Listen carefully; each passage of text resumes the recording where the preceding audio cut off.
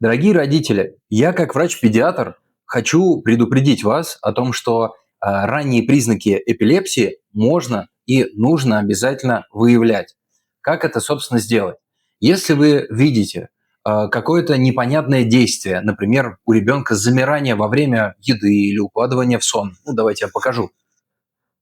Если это сопровождается какими-то замираниями или, может быть, клоническими судорогами, да, то есть ребенок, например, руками вот он так вздрагивает, да, это все замирает, взгляд вздрагивает, замирает, вам необходимо будет снять это на видео и показать обязательно своему доктору. Это может быть врач-педиатр, это может быть невролог. И я привел яркий пример, который называется синдром Веста. Это тоже ранняя младенческая форма эпилепсии, которую можно и нужно выявлять для осуществления ранней диагностики, профилактики и лечения. Конечно, все у всех протекает по-разному, но это один из лайфхаков, который с этого момента, я надеюсь, вы сможете применять и воплотить в жизнь.